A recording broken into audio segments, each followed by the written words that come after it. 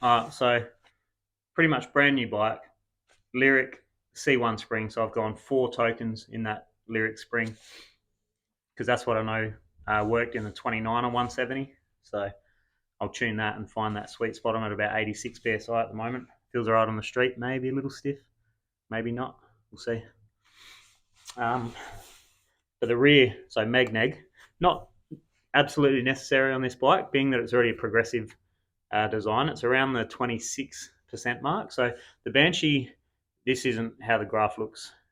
Their graphs look like that.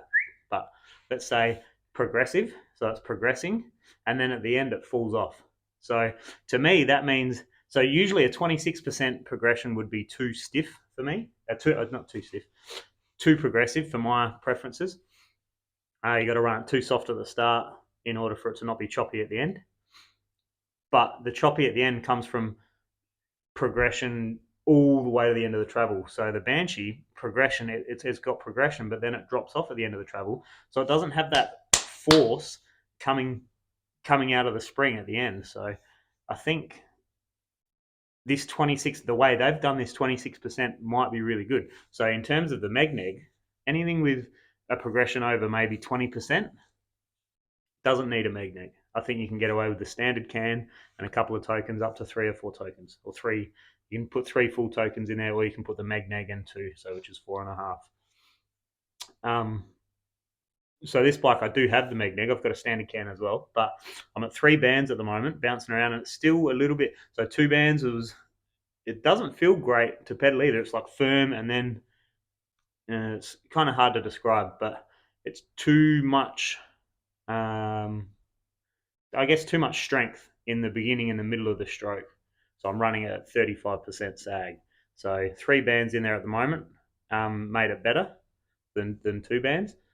And I'm going to go another band again to make it better again. I've got no token in there. What I'm trying to do is take a little bit of the force off the top of the middle of the stroke, or the middle of the stroke, and put it at the end of the stroke. Because at the moment I've got heaps of mid force, but not a lot of end stroke resistance. So it doesn't ramp up much at the end. I'm not I haven't clapped it once. I've tried to clap it, all sorts of stuff. Haven't clapped it once. So I'm going to go another band, which should bring me back to. I should be able to bring it back out to 33%, 32% sag, and hopefully that's not standing too tall. I'll be able to work that out once I've got it there, and I can feel the bottom bracket height. I can feel when I'm cornering. Yeah, it's pushing me over the front, and the front. Yeah, I'm having to reach into the front instead of sitting back and being in the center of the bike. So that's all relative to your bottom bracket height and your fork sag.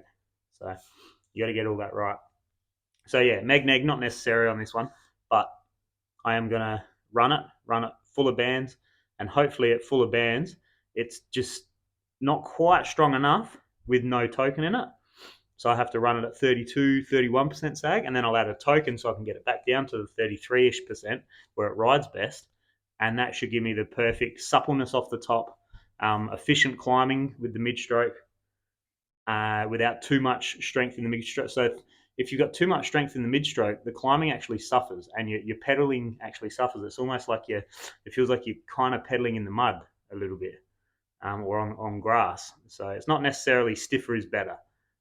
You've got to find the right combination that works in conjunction with how the frame's designed. So a little bit of trial and error, but we'll find it. And I'm going to go try and get some runs today. It should be sick.